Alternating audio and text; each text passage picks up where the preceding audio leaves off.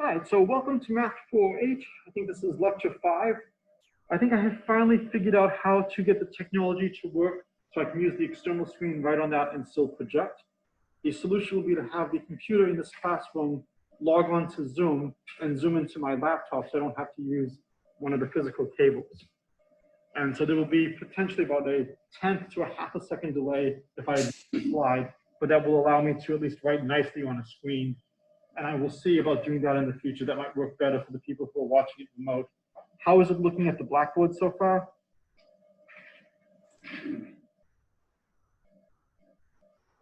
Is the blackboard okay, or? For us? Yes. Blackboard's fine. It helps a lot that you say what you're writing, because sometimes it's tricky to see what's on the blackboard. Yep. And so I'm hoping the external screen will be a little bit easier and clearer to see. It's going to take a while to figure out what the best way is to do this. Hopefully, we will not have to use any of this knowledge in the spring. All right, so what I want to talk about today is dimension and Voronoi diagrams.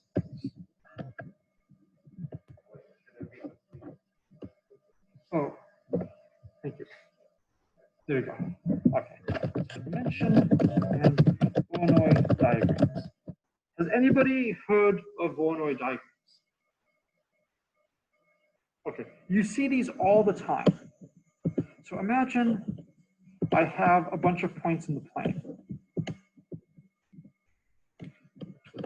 What I can do is I can just make copies of them.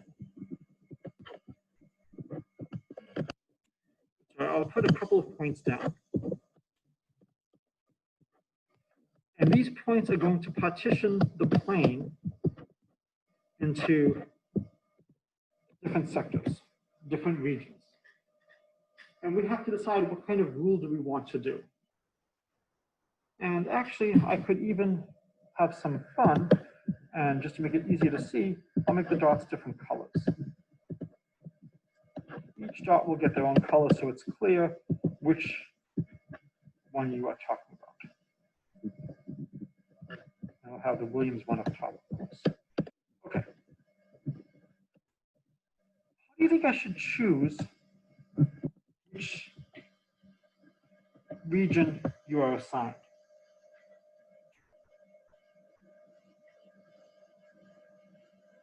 So again, we have, in this situation, we have 6 dots that are competing for global domination.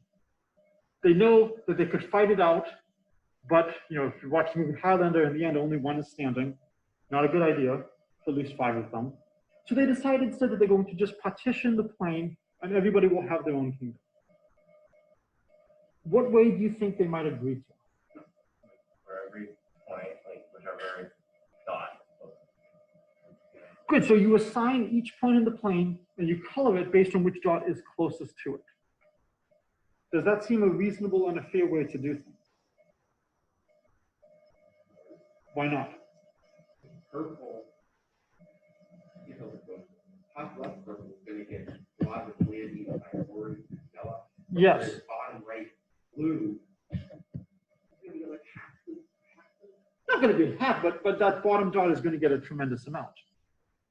So you're not going to divide the region equally, but everybody will be assigned to whichever place is closest. So in terms of trying to decide rules, it's at least a nice, simple rule. One of the more complicated things to prove in a math class is the Jordan plane curve theorem. If you have, let me just make sure it should be recording, let me just double check. Yes. If you have a simple closed curve, so if you have a simple closed curve in the plane that so it doesn't intersect itself, it returns to where it starts, what is true about such a curve? Every point is either inside or outside. Every point is either inside or outside. It turns out that this is a pain to prove. It's intuitively obvious, but it's a pain to prove. And this holds for any nice, simple closed curve. Over here, when we start deciding how to divide the plane, what do you think is going to be true about these boundary regions?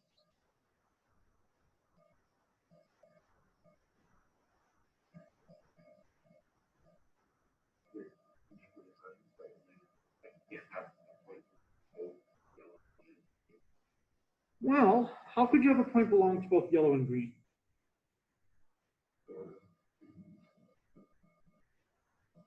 Which points are we going to have trouble with? The boundary points. So the boundary points, it will not be clear where to go. And maybe the 6 empires say, we will leave these as independent buffer regions and just leave them alone. What kind of shape will you have for the boundary region?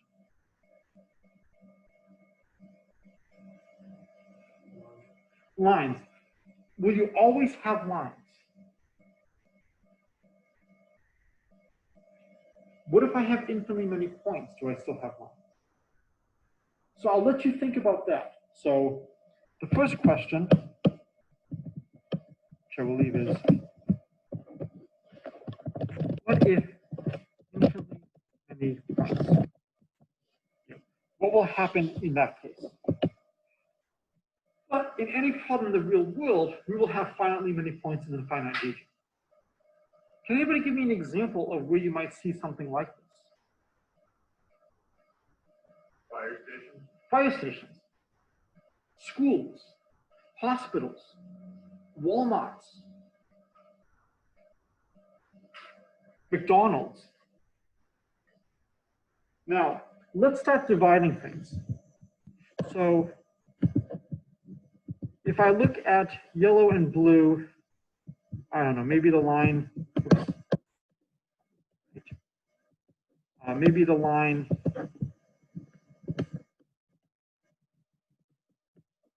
something like that. Does that seem somewhat reasonable? This is not meant to be perfectly accurate, but the yellow-blue line could be something like that. The green-blue region, you want to say maybe this is about the midpoint? That isn't too bad. So your green-blue coming up like that. And so if I do this as my region,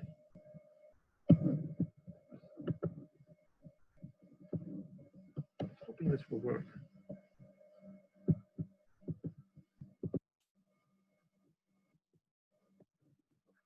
We'll just see if it works. And everything in here should become the property of blue. Nope. Okay. And that's what I was afraid of, is that the image is just going down a little bit further. Yeah. I didn't realize that the line extended slightly below, and so I have to just close this off. I'm sorry?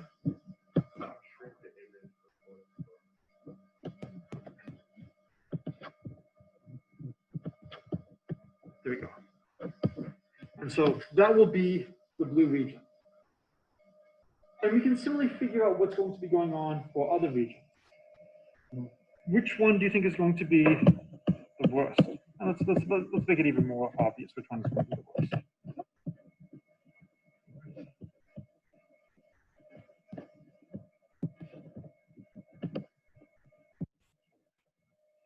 Who's getting screwed the most?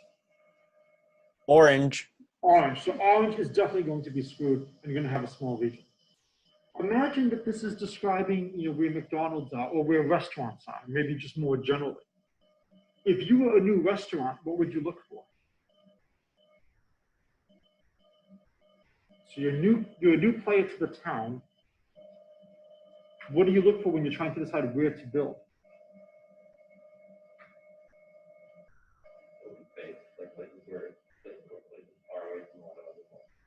So everyone is going to have something. Yes. I think our restaurants are a little different because not all points are like here, like we're assuming that like all points on the plane are like worth maybe like sure. The right side is like all fair and like absolutely, and that could be why you have something like this. But if we assume that all places are equally good, whose territory do you try to muscle in on? Well, yeah, you'd probably try to muscle in on blue, and you probably would stay away from orange because there's enough competition going on here that's not really worth it. So your homework problem is to prove that if you have finitely many points in a plane, What do you think is true?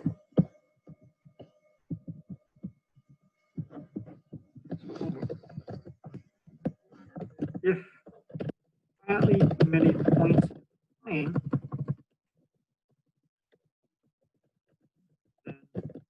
then the region is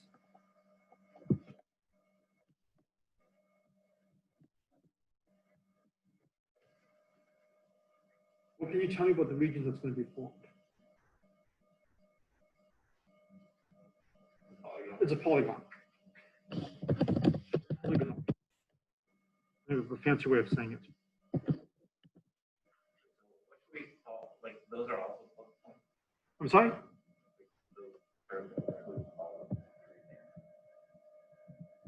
There's like points in the point. Like, Right.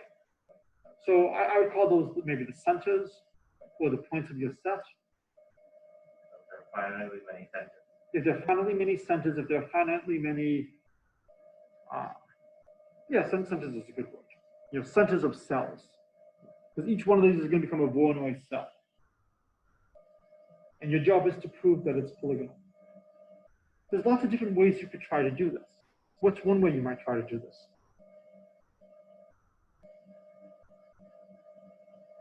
Maybe expressed as a union of half planes. So one way is to try to do it as a union of half planes. How else might you try to do this?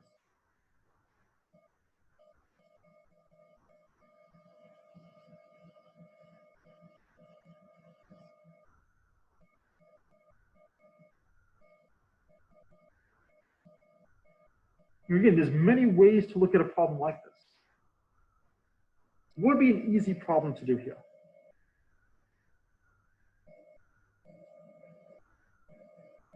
And again, these polygons could have an infinite component to it. Yes? If you like look at every pair of points and just find that, like, So you could look at pair points, but what's the easiest configuration to study? Easier than two. One. So when you're looking at n equals 1, what would you call that? a big square. A big square. But in terms of proof theory, when you do the n equals 1, you're doing the base case. Do you want to try to do this by induction, perhaps? But if you know up to n points that it's polygonal, what happens when you put the next one in? Does it really matter how you get to there? Or is all that matters how many points you have in the end? Is this still using relying on like the closest to the center metric for how much might? Yes. And so the cells could greatly change as you put in a new point. And then the question is, who does the new point steal area from? So there's lots of different ways you could try to prove this. The result seems reasonable, and this is going to become a key role in a lot of what we do later. So I'm going to share a Mathematica notebook that my colleague made. And, you know, there's a lot of these that you can just get online. Okay, so he entered the locations of teams in 2015. So for the New England Patriots, it's Boston, technically not. It should be Foxborough, it's Boston's close enough. And he entered their locations.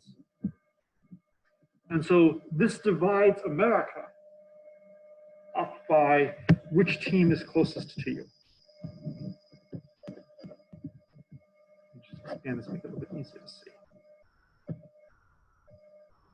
Does this look reasonable?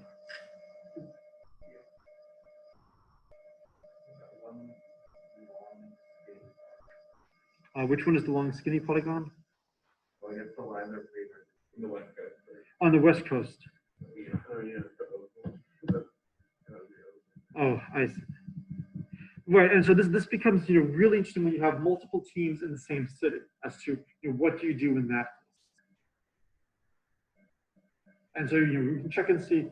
Now, this is not a proof, but you can see, you know, very nice boundary lines as I have, you know, these points over here, how the boundary is going to be a union of line segments. On a globe, it's also like So, yes, and so then that becomes an interesting question as to, are we doing this on a sphere, or are we doing it on a plane of projection, which will have inaccuracies? Okay. one of the things that's important to note when you're doing any calculations in mathematics is how sensitive is your answer to your quantity. For the Voronoi cells, if I'm trying to decide which cell I'm assigned to, is this sensitive or insensitive to my location?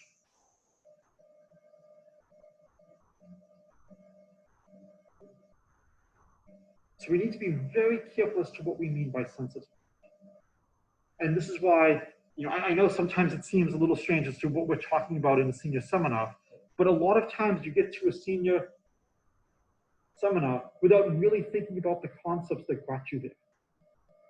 And so I want to use this opportunity to really talk about what do we mean. So is it sensitive or not? And it depends on how you define things. If I'm not on the boundary, there's a finite distance I'm away from the boundary. And as long as I don't move more than that, I'm not going to change what cell I'm in. So I can make sure things are separated. If I'm right on the boundary, then it's of course completely sensitive. And I don't know what I should do. So what I wanted to do is talk a little bit about some notions about what dimension is. All right. So I am going to toggle now, if I can, to asking you to define dimension. So if you've ever read Euclid's Elements of Geometry, you know just how painful it is at times to define the things that we do every day.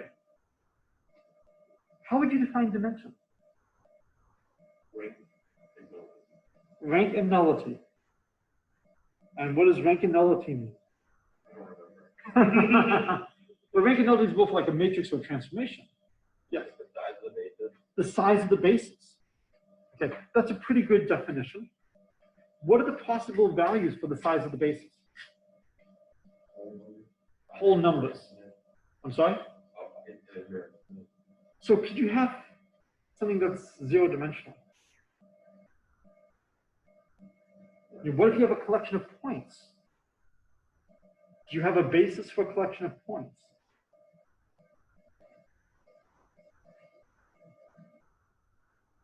Like I've heard before, there's something with fractals you can have non-integer. Yes. So how many of you have seen non-integer dimensions?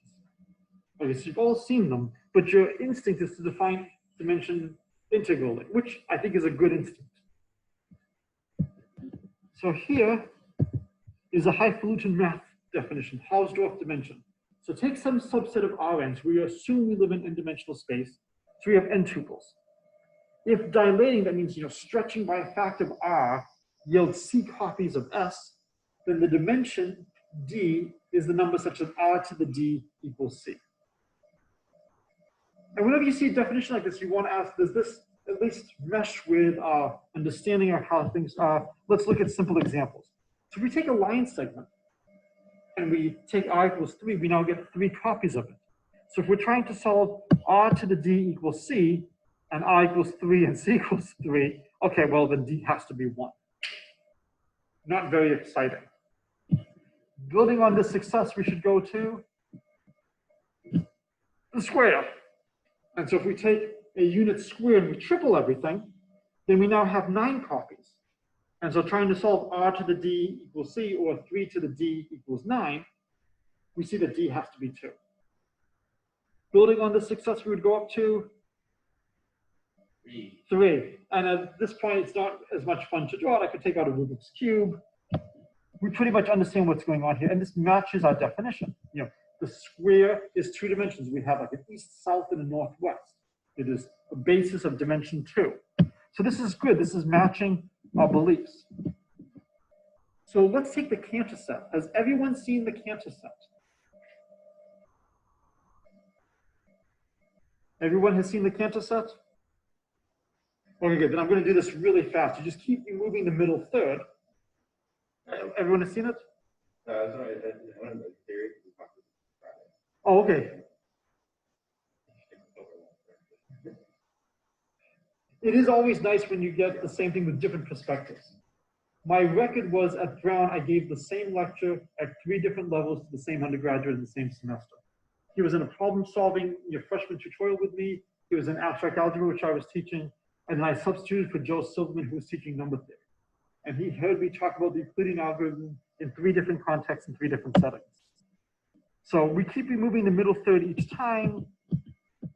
And so each time we throw away the middle third, and as you go further and further down, the question is, what is left over? And this set has a lot of tremendous properties. Now, if we dilate it, the natural thing to dilate it by is a factor of 3, because we're removing the middle third. So if you take the section from 0 to 1/3 and you triple it, then that goes and expands and becomes the entire set. And the stuff from 1/3 to 2/3, well, there's nothing there, so it stays empty. And the stuff from 2/3 to 1 expands and becomes another copy of the Cantor set from 2 to 3. So for the Cantor set, if you triple it, you get 2 copies. So you get the log, 3 to the d is 2, or the dimension is the log of 2 base 3, about 0.63 less than 1. This makes sense because it lives in the line, it's smaller dimension, but it should be more than just 0, because this feels like something is there. Have you seen that the Cantor set has the same cardinality as the interval 0, 1? And the way to see this graph, to do this fast, is you just look at all numbers in their base 3 expansion. This throws away any number that has a 1 in their base 3 expansion. So the only digits in the base 3 expansions are 0s and 2s. So take every digit and divide by 2. And if you were, an over 3 to the n, you now replace it with an over 2 divided by 2 to the n, and you convert it to binary. So there's a 1-to-1 correspondence between points in the Cantor set and binary representations of numbers. So it has the same number of points as the interval 0, 1, but it has a very different dimension. Another one is to look at Pascal's triangle. I think some of you have seen me do this in the past. What I'm going to do is I'm going to throw away all the even numbers and just put a dot where all the odd numbers are. And so, if I have just 1 level, it's not too interesting. 4 levels, not too bad. And as you go further and further, you start to see a repetition. And so I wrote a mathematical program a few years ago to just go through and actually calculate it. It was easier for me to have the triangle coming from the point 0, 0 going off to the right rather than coming down. And what I'm doing is I'm always adjusting so that no matter how many rows I have, I only go up into, say, the units, we're going up to 1 unit. And I have sadly a finitely sized monitor. And this is looking at a couple of iterations, and you can see the fractal structure emerging. If you want more details, there's a little video that you can watch. This is similar to the following, the Sierpinski triangle, where each stage you throw away the middle equilateral triangle, and you're left with 3 smaller ones, and they're just lather, rinse, repeat. So what would the dimension be here? Or better yet, give me some bounds on its dimension.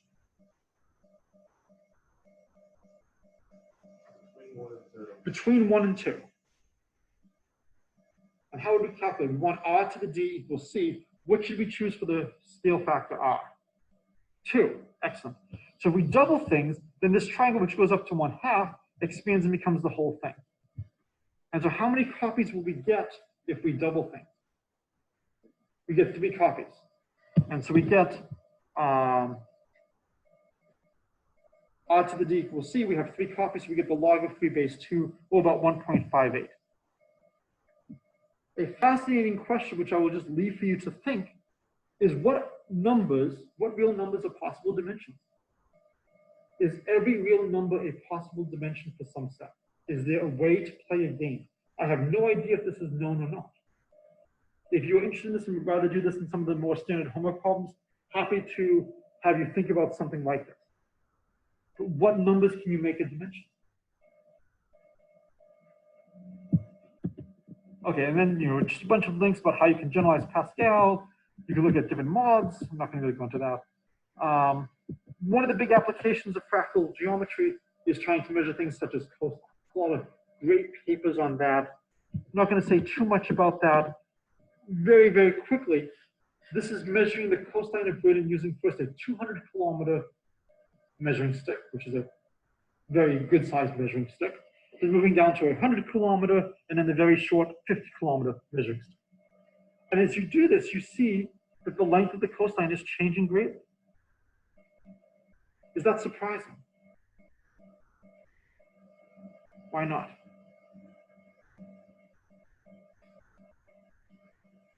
What can you do with the smaller stick? You can turn it, you can do more of the ins and outs and get more of the real shapes. And then the last one is the cocked snowflake. Have you seen this one? So you start off with a line segment, and rather than throwing away the middle third, you actually put an equilateral triangle there as you push out the snowflake in that direction. And it's not so bad to just do the calculation and see that the dimension is about 1.26. So if we're looking at the dimension of the boundary is greater than that of the line segment, but it is less than something with true area. Okay, so why am I talking about all of this? With the Voronoi cells, the big issue I had was on sensitivity. How much a small change is going to affect things. When we are trying to do our sphere patterns, when we're trying to do our tilings, how much is the addition of something going to change? How well do I need to know where something is?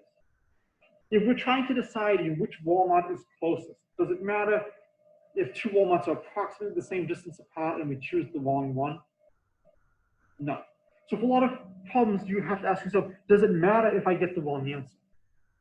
I was told that MIT used to have a requirement, I don't know if they still do, that you have to be able to swim like 1 foot more than the width of the Charles River at its widest point.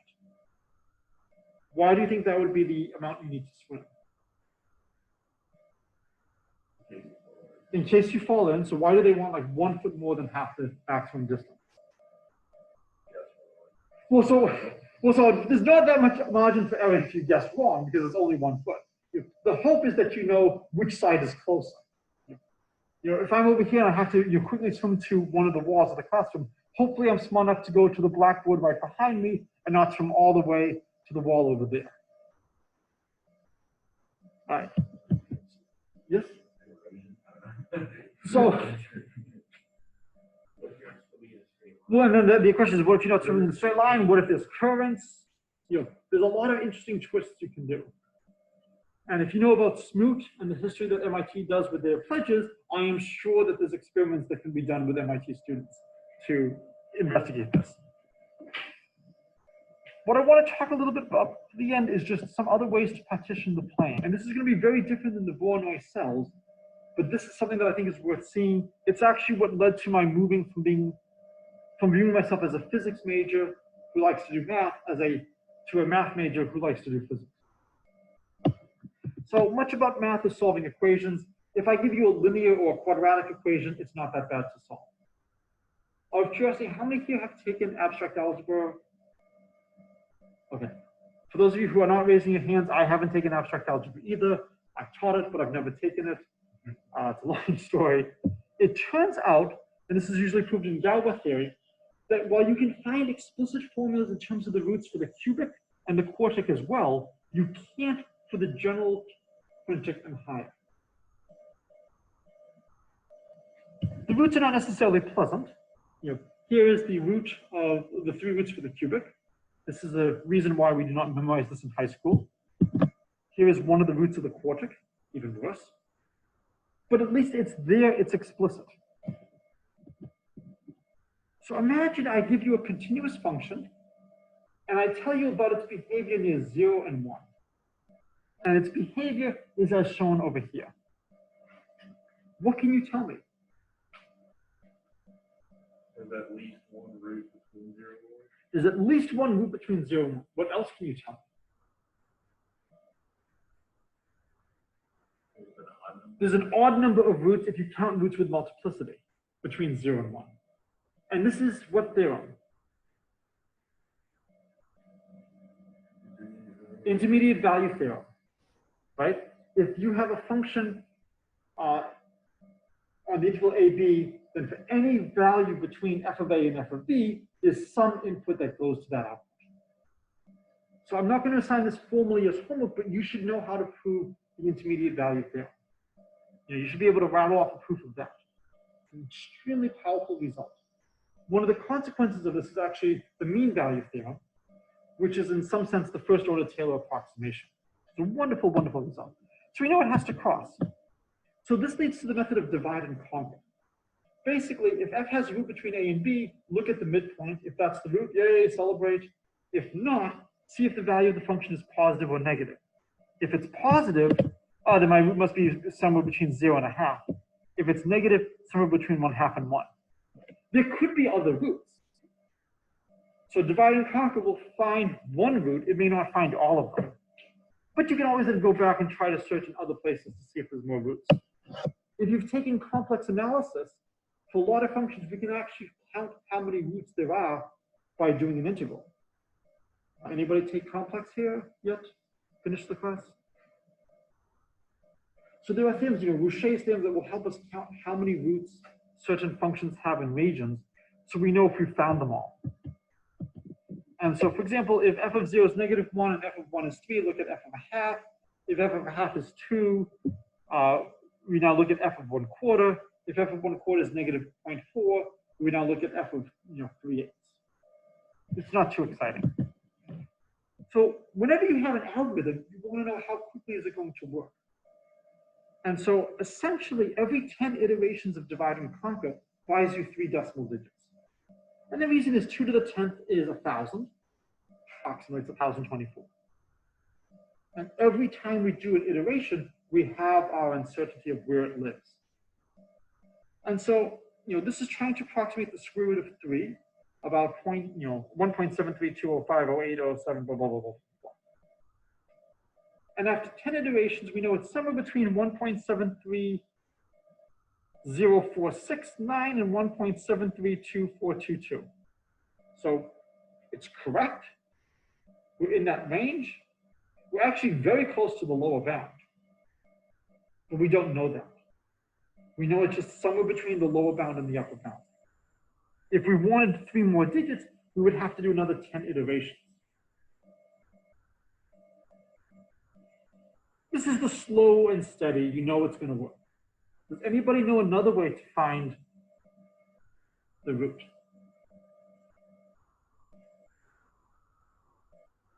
Newton's method. Do you know how quickly Newton's method works? So this is the problem that turned me into a mathematician. It was Rudin's Principles of Mathematical Analysis, called either Baby Rudin or the Blue Book. This is an extremely famous math text. And it was chapter 3, problems 16, 17, and 18. 16 was Newton's method, I believe, for square roots. 17 was someone else's method, and 18 was Newton's method for p-squares. And what it says is the following, let's try to find the root of f of x equals 0. Given some guess xn, look at the tangent line. It has slope f prime of xn. It goes to the point xn f of xn. So write down the tangent line. This is going to hit the x-axis at some point, and that will be your new guess. And we can even write down explicitly what xn plus 1 is in terms of our previous guess by just solving the equations. Because the place where you hit the x-axis, y will be 0 there. And so just drawing the picture, here's my curve y equals f of x, here's my tangent line, and that's my guess. The idea behind Newton's method is to essentially say, well, the first derivative is my rate of change. The tangent line is a really good approximation. Let's assume that approximation is perfect and works forever. Well, if that's the case, then you have a straight line, and you see where the straight line hits. And when you hit here, you realize, oh, that's not the root. So it's the shampoo method of mathematics. So why is it the shampoo method of mathematics? Lather, rinse, and repeat. You got to lather, really. Lather, rinse, repeat. And you just keep doing this again and again and again. So now we draw the new tangent line at x1, and we see where that hits. And the hope is that typically this will do a really good job and iterate quickly to your root. So for example, if we take f of x as x squared minus 3, after doing a little bit of algebra, you should get xn plus 1 is 1/2 quantity xn plus 3 over xn.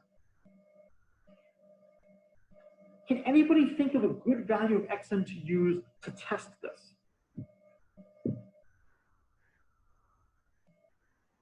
See if this formula is reasonable. And that's, again, one of the other reasons why I want to do this. I want to stop and think every time we have a formula, is this reasonable? Do I buy it? The actual result. Yeah, plug in root 3. If we actually take something that's the root, we should not move. And if you take xn equals the square root of 3, you see you get back to square root of 3 and you don't move. Wonderful. Can you think of another good value to try?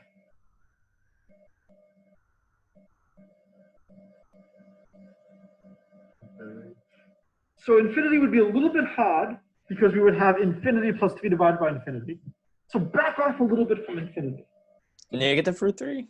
I'm sorry? Negative root 3? So if we tried negative square root of 3, that would also return, and that's because it is a parabola that has 2 roots. So negative root 3 is also a good one to try. So if you back off a little bit from infinity, yes, some tremendously large number.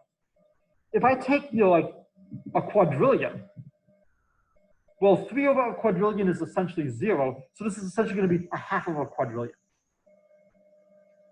And then when I do it again, I'll have 1/2 of a quadrillion. So every iteration, I'm going to come crashing down. And you can see that it's running towards the square root. It's running towards at least some finite number. Similarly, if I start off with a really small number for xn, then on the next iteration, it's going to become a very large number, and then it will start crashing down. But what's interesting is if I start off at, say, 1 over a billion, is 1 over a billion close to the square root of 3? It's always relative. Relative to what? It's within 2 units. If you plug in 1 over a billion, the next iteration is going to be more than 1/2 billion. Actually, it's going to be more than a billion because we have a 3 over here. So it goes quite far away and then starts coming crashing down. So you really want to get a sense of how things evolve over time. So this is what really switched me. So this is looking at the first couple of iterations. I'm guessing 2 for my initial guess for the square root of 3. I don't think anybody would say that 2 is an exceptionally good guess for the square root of 3. I'm not stacking the deck. And you see that the next iteration, you get 7/4, so 1.75. It's not bad. 2 iterations, you get 9756, 1.73214, right? 3 iterations, and it's always going to be a rational number, which is wonderful for computers. 18,817 over 10,864, 1.73205081000. The answer is 1.7320807,566. So instead of having, we have 100 rather than 075. We're not off by that much. When we do the 5th iteration, look at how far we have to go before we find a digit that's wrong. Essentially, every time you do Newton's method, you double the number of digits right. Why the hell would anybody ever do divide and conquer when Newton's method exists? There are continuous functions that are not differentiable. And so in fact, if you know about the Riemann zeta function, a lot of the algorithms to find zeros of the Riemann zeta function look for sign changes of a function to try to narrow down where they might be. And so Newton's method has smaller input. And because it has, divide and conquer has less input that's needed. So it's applicable more generally. How many of you have taken probability? A bunch of you. So the way I like to phrase it in probability is if you're familiar with the central limit theorem, wonderful. But you need finite mean and finite variance, and maybe a little bit more about the moments, and you have to assume a bunch of various things. Chebyshev's theorem just needs finite mean and finite variance. You don't need anything about the higher moments or the moment generating function or the characteristic function, which is the Fourier transform of the density. It doesn't give you as good of a result as the central limit theorem, but it is applicable more generally. And there are distributions that do not have a finite third moment, but have finite first and second. And so there are situations where Chebyshev is better. So what I want to do now is I want to play a little coloring game. So let's take the polynomial x squared minus 1. It's not that hard to find the roots of 1 and negative 1.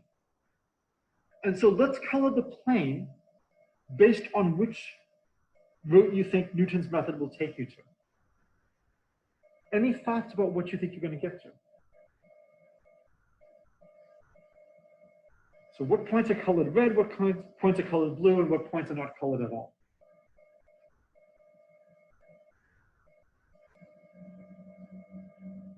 I would think left of 0 will go to -1. So left of 0 will go to -1.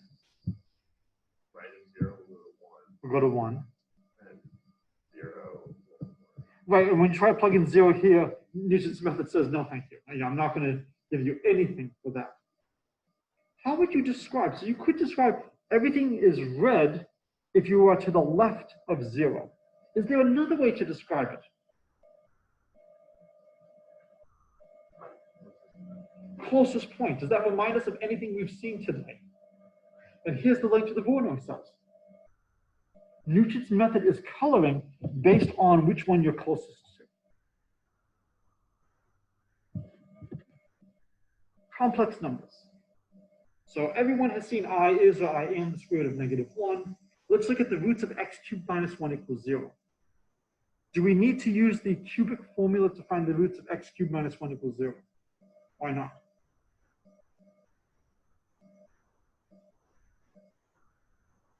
Just write in polar form instead, we could. You could do it in polar form. There's another way to do this though. I'm curious to see what's still taught in high school. How much have things changed from when I was a student? Factoring. Good, excellent. You can factor out, we know when x equals 1, it's a root. So we can write it as x minus 1, and this is polynomial long division. Do they still teach polynomial long division? Amazing. Okay. And so when we do this and you go through the algebra, well, it's a quadratic. We can solve a quadratic. And so we get the roots. And so I'm going to put a red, a green, and a blue dot at each of the 3 roots. And now we have to color the plane. So my question to you is, as I apply Newton's method, which points are colored red, which are colored green, which are colored blue? Any thoughts?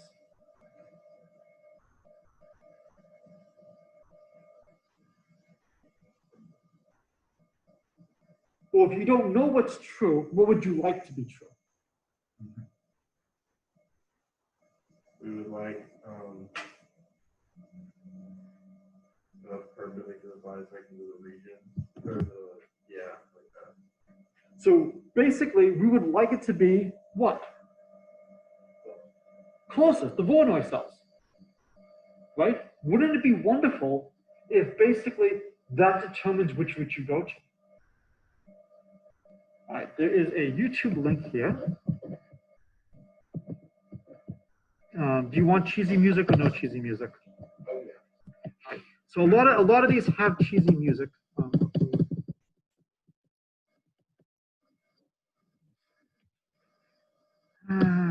Close program. Okay, and this is why you have that.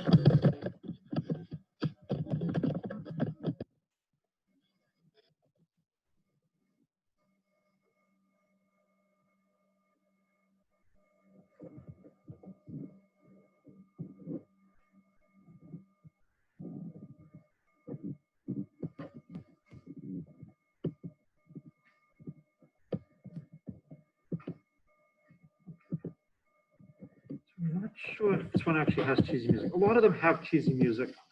The Mandelbrot set typically has cheesy music.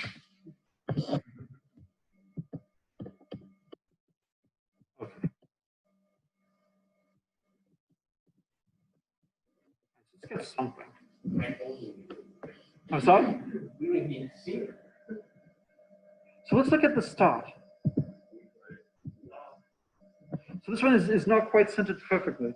Oh, for those people at home, I guess well, you know what? You should have been here. Oh, wait, no, the people at home were seeing it. You watch. Ah, interesting. I'm sorry.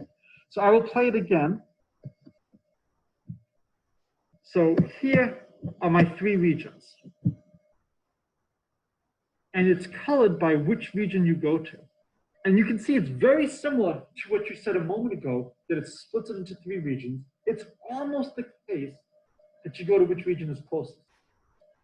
The difference with this and Voronoi cells is the behavior on the boundary is completely different. And over here, and this is going to keep propagating as you go off and off to the left to negative infinity, you can be right on the boundary of red and yellow, and you end up going to the green route. Does that seem reasonable at all? Are you shocked by that, that this can't be, this must be a typo? Yes. Seems like it can't go red or yellow because like it can't make a choice between those. So if I can't make a choice, then screw it, I'm going to go to green. Yes.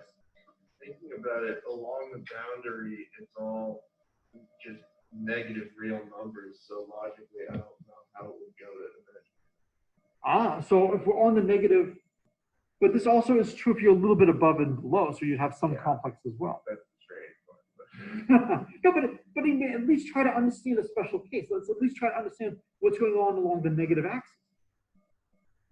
Have we seen anything else where we've applied Newton's method and we had massive movement? Yeah, when we were a little bit away from 0, we moved very far away. And again, we were always closer to the root at root 3 than the root at negative root 3. So I will now play the cheesy music and let the video. So it's going to zoom in. Oops.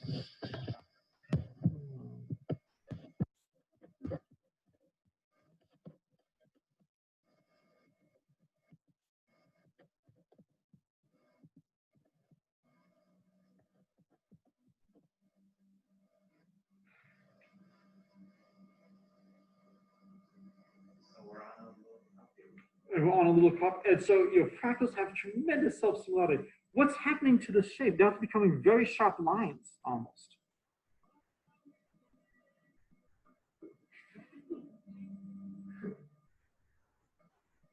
All right.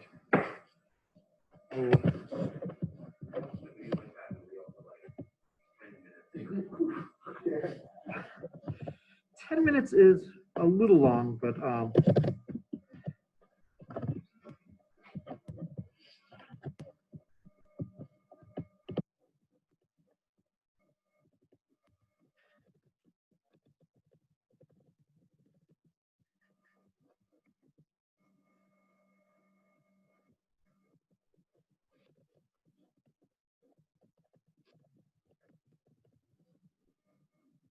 so there's other fractals you can be looking at. I'll have this one playing on in the background as we chat. Oh, this was definitely the one we watched. Was this the one you watch? I mean, there's a whole bunch of movies like this. There's so many.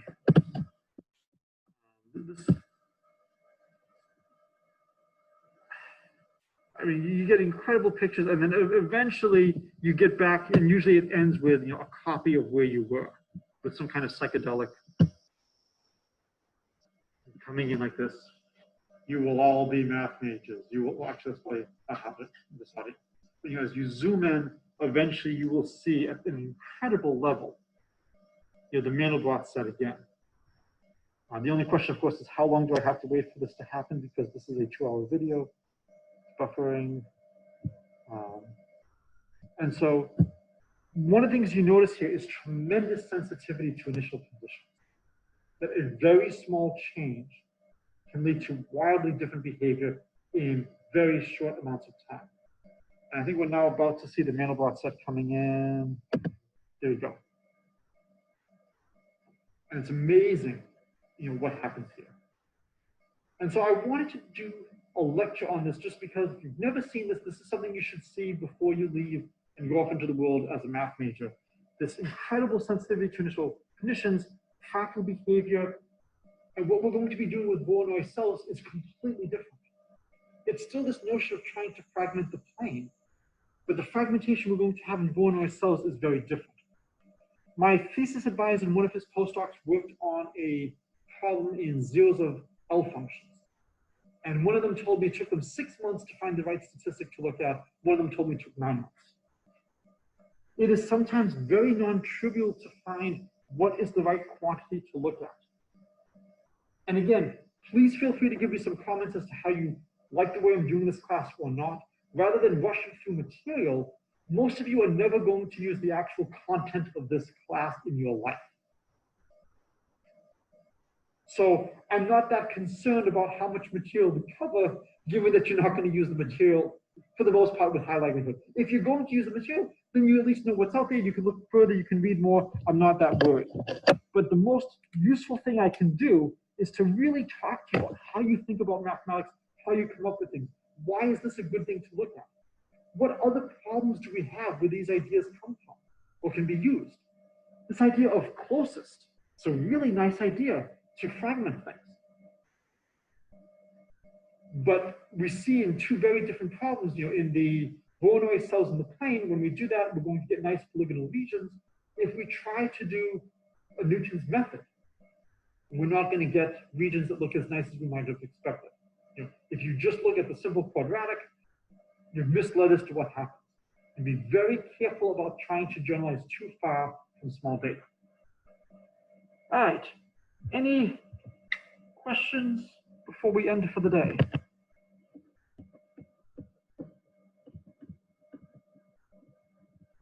All right, have a good day all.